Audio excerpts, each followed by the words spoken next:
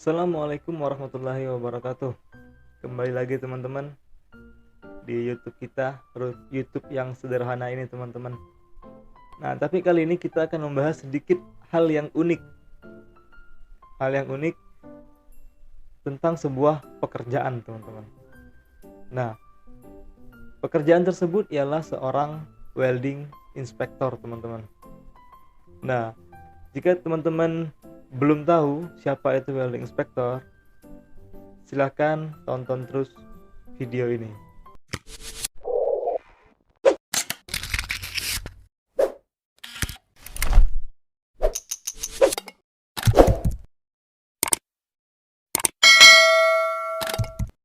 Nah, teman-teman,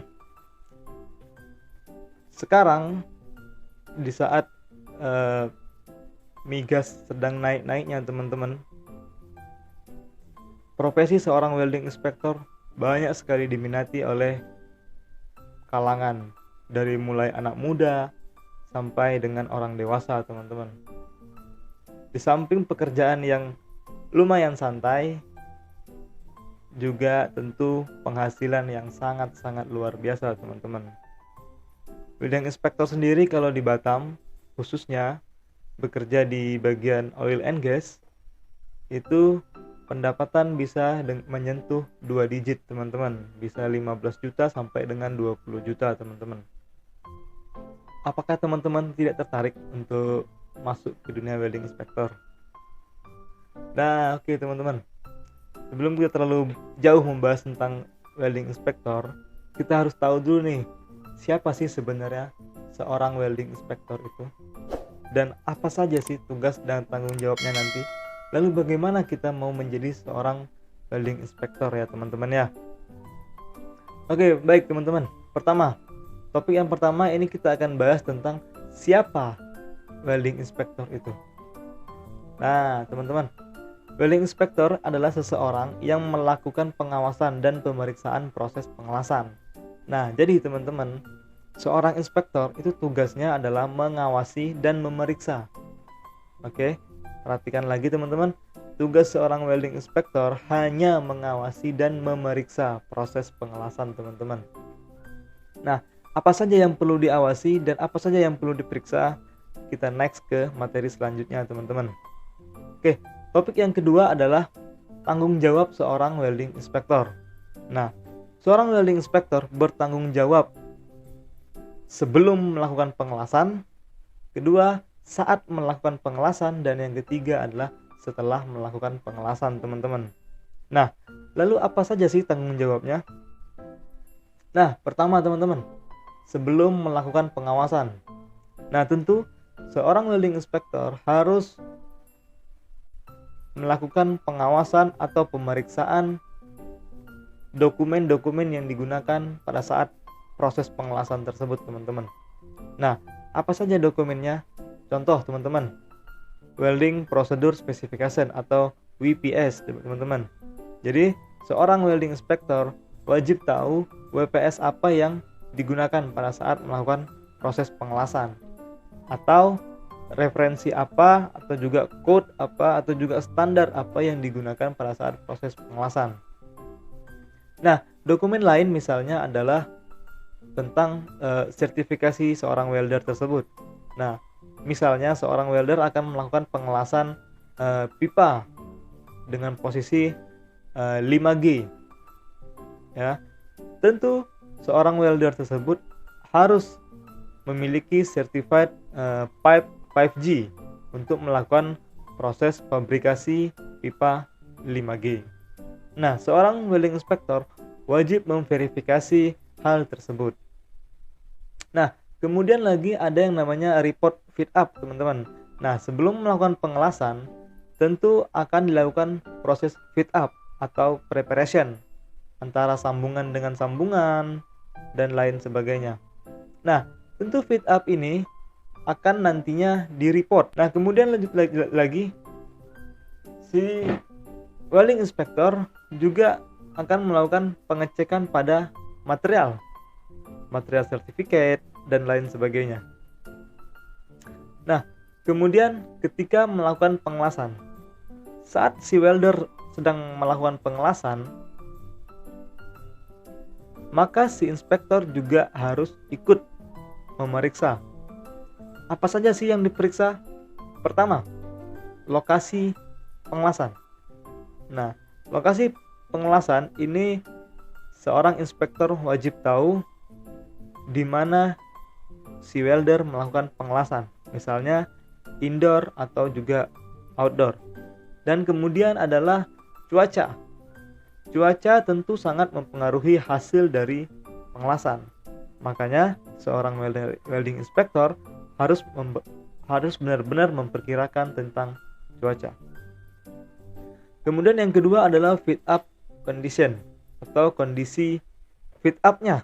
Apakah fit up-nya sudah baik atau tidak. Kemudian joint number.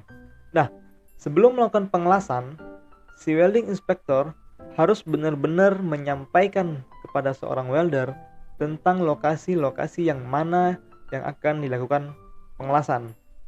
Nah, tentu itu bisa terlihat pada misalnya fabrication drawing. Nah, joint number ini harus diketahui oleh seorang inspektor dan welder agar nanti tidak salah pada saat melakukan pengelasan. Keempat itu adalah preheat. Preheat ini adalah pemanasan material di awal. Nah, kemudian welding parameter. Welding parameter ini artinya adalah pada saat proses pengelasan, seorang welding inspector harus melihat atau mengamati parameter pengelasan yang digunakan oleh si welder. Tentunya berdasarkan WPS atau Welding Procedure Specification. Misalnya root dengan ampere 60 sampai 70 ampere. Nah, seseorang welding inspector harus melakukan pemeriksaan ampere atau arus yang digunakan oleh seorang welder tersebut. Apakah sesuai dengan WPS atau tidak. Nah, kemudian lagi ada electrode condition. Nah, seorang welding inspector ini harus mengetahui kondisi dari elektrode-nya atau filler rod-nya atau filler metalnya. Kenapa? Karena ketika welding elektrode ini bermasalah, maka nanti akan sangat banyak pengaruhnya terhadap kekuatan dari hasil pengelasan. Kemudian welding step.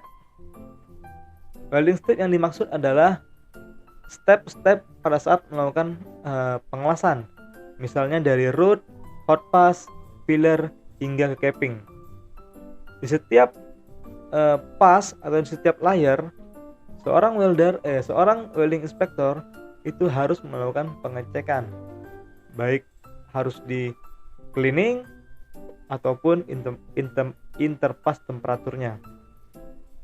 Nah, kemudian selanjutnya adalah distorsi. Nah, seorang welding inspector harus memperlihatkan atau sangat memperhatikan distorsi pada sebuah material. Kemudian after welding. Nah, after welding, ketika setelah proses pengelasan selesai, maka hasil pengelasan tersebut akan dilakukan yang namanya visual inspection. Nah, apa itu visual inspection? Seorang inspektor wajib mengetahui hasil atau kualitas dari hasil sebuah pengelasan. Tentunya dilakukan dengan cara visual inspection, melakukan inspeksi secara visual.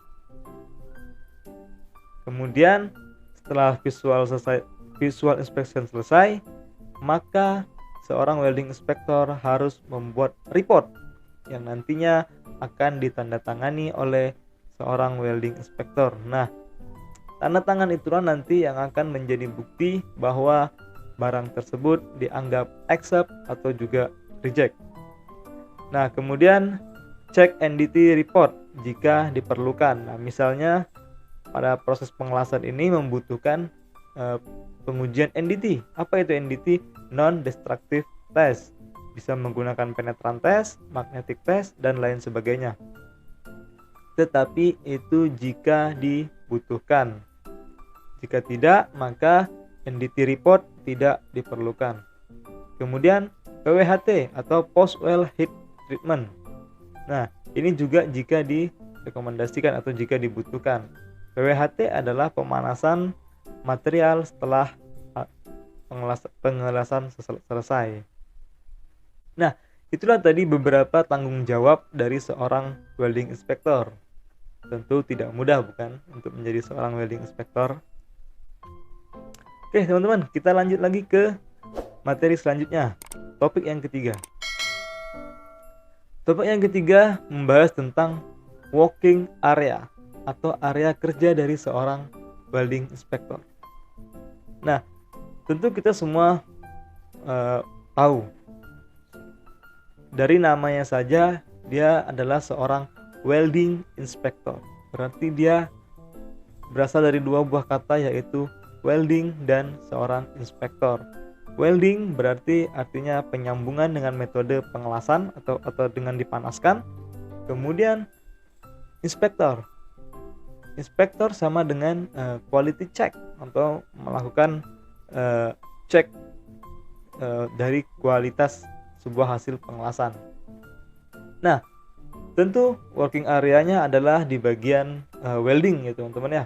Baik itu di konstruksi, pipeline, boiler and pressure vessel, shipbuilding, dan yang terbaru adalah aircraft ya teman-teman. Nah, lalu kenapa sih membutuhkan seorang welding inspector?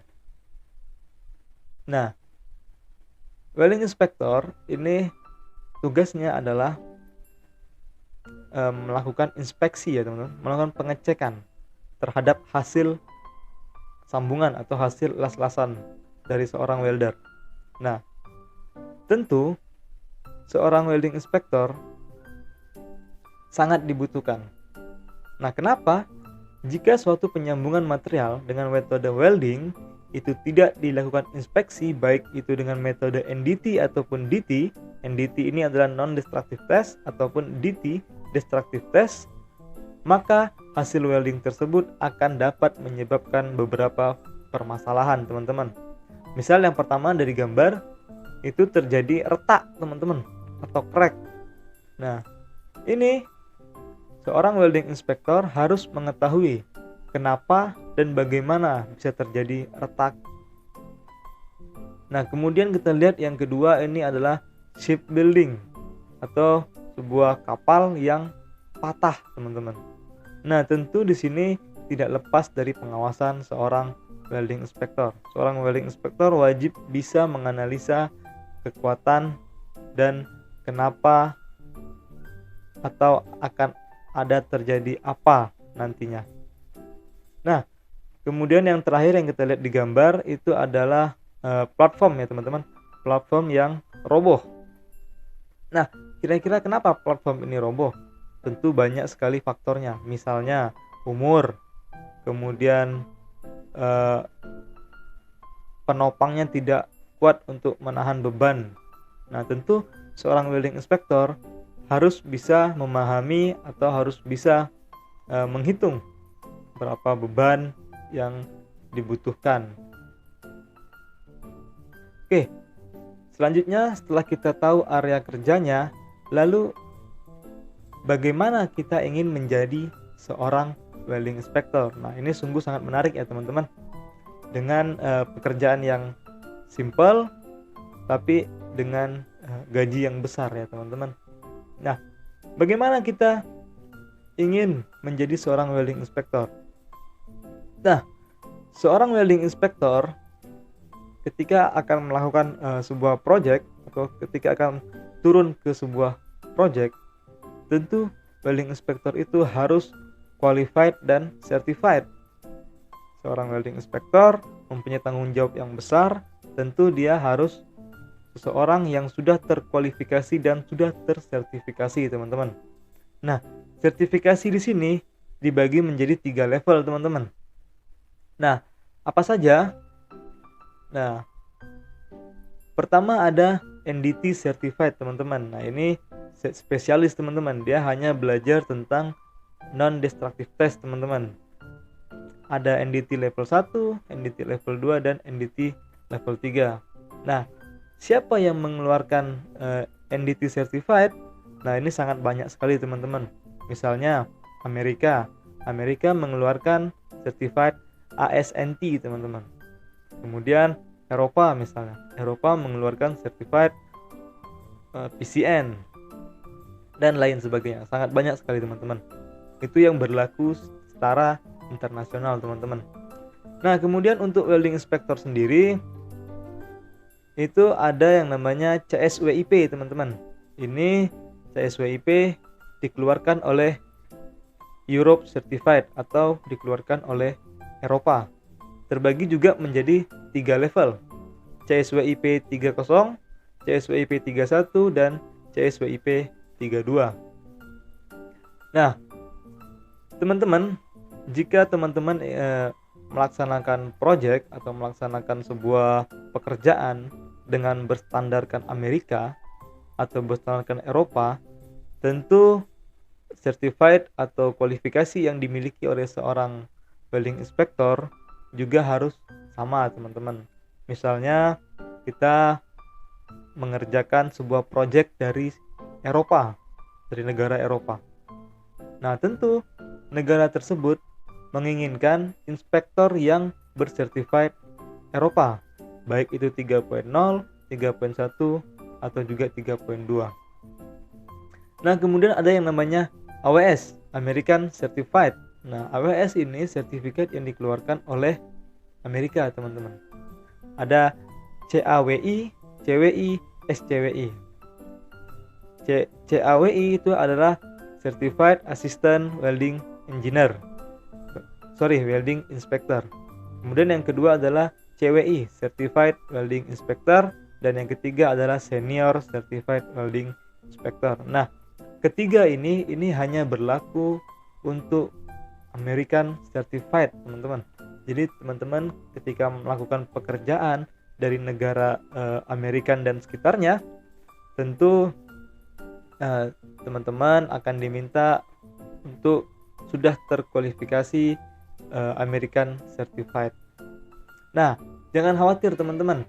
Di samping standar internasional yang sudah kita sebutkan tadi, ternyata Indonesia juga mengeluarkan standar seorang welding inspector, yaitu disebut dengan Local Certified yang dikeluarkan oleh BNSP, Badan Nasional Sertifikasi Profesi non-level. Jadi tidak ada level, teman-teman. Nah, certified yang dikeluarkan oleh BNSP hanya berlaku untuk Indonesia saja, teman-teman. Jadi, misalnya teman-teman dapat project dari negara kita sendiri, negara Indonesia yang membutuhkan local certified. Nah, tapi ini sangat jarang ya, teman-teman. Sangat jarang sekali ada project yang minta inspektornya certified BNSP. Rata-rata project sekarang itu mintanya adalah international certified, baik itu dari NDT certified, CSWIP certified, atau juga AWS certified. Nah, itulah tadi teman-teman bagaimana caranya untuk teman-teman melakukan kualifikasi dan sertifikasi untuk menjadi seorang welding inspector. Ada dari AWS, ASNT, BNSP, dan juga CSWIP. Oke, teman-teman, itu saja untuk materi welding inspector kali ini. Nah, untuk materi welding inspector atau materi-materi atau juga bahan-bahan belajar jika kalian pengen menjadi seorang welding inspector, kita akan bahas di video selanjutnya, teman-teman. Nah, mari kita rangkum materi kita hari ini, teman-teman. Nah, seorang welding inspector itu adalah seseorang yang melakukan pengawasan pada saat proses pengelasan. Kapan dia melakukan pengawasan, teman-teman?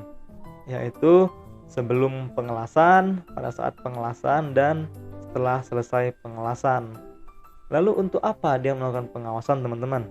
Tentu untuk menjaga kualitas dari hasil pengelasan yang sudah didesain sedemikian rupa oleh seorang welding engineer, teman-teman. Dan kemudian ruang lingkup seorang welding inspector itu di mana saja sih? Yang seperti yang kita bahas tadi, seorang welding inspector bisa bekerja sebagai inspektor sebuah konstruksi atau juga sebuah shipbuilding, pembangunan kapal, atau juga boiler and pressure vessel, bikin sebuah tabung, misalnya tabung Pertamina mungkin. Kemudian juga pipeline atau pipa-pipa yang mengalirkan gas atau juga benda cair. Nah, teman-teman, materi terakhir tadi adalah materi bagaimana cara kita untuk menjadi seorang welding inspector, teman-teman. Nah, tentu ini tidak mudah ya, teman-teman, dan juga memakan waktu yang cukup lama ya, teman-teman. Teman-teman harus minimal memiliki pendidikan setara SLTA ya, teman-teman, untuk lebih mudah memahami materi yang akan diberikan pada saat training nanti, teman-teman. Nah, welding inspector sendiri ini banyak sekali standar ataupun negara-negara yang mengeluarkan certified-nya, teman-teman. Misalnya Amerika ada, Eropa juga ada, dan lain sebagainya, Indonesia termasuk juga Indonesia ya, teman-teman. Indonesia juga sudah bisa mengeluarkan certified seorang welding inspector. Tetapi bedanya sama Amerika mengeluarkan certified itu setara internasional, teman-teman. Sedangkan kita BNSP hanya mengeluarkan secara lokal certified, teman-teman. Tapi tidak masalah, teman-teman. Teman-teman mau ngambil yang lokal ataupun mengambil yang internasional sekalipun, itu juga sangat berguna pada saat project, teman-teman. Biasanya yang sering saya temui di lapangan adalah teman-teman yang memiliki local certified tentu melakukan training dengan cukup singkat dan cost yang cukup rendah, teman-teman. Nanti di pekerjaan dia akan menjadi seorang asisten welding inspector yang memiliki lisensi atau certified internasional, teman-teman. Tidak masalah, teman-teman, apapun certified yang teman-teman miliki itu berguna untuk pekerjaan teman-teman. Nah, teman-teman, jika teman-teman nanti tertarik tentang materi-materi apa saja yang dipelajari untuk menjadi seorang welding inspector, silahkan tinggalkan komen dan jangan lupa dibantu untuk like-nya ya, teman-teman. Insya Allah nanti kita akan bahas tentang materi-materi apa saja yang dipelajari untuk kita menjadi seorang welding inspector ya, teman-teman. Ditunggu saja videonya, teman-teman. Baik, terima kasih teman-teman untuk yang sudah mampir dan menonton video ini. Semoga teman-teman sehat-sehat selalu di tengah pandemi ini ya, teman-teman. Karena tidak hanya uang yang kita butuhkan, tapi juga sehat ya, teman-teman. Terima kasih kepada semuanya. Semoga ilmu yang saya sampaikan bermanfaat, terutama pada diri saya sendiri, teman-teman.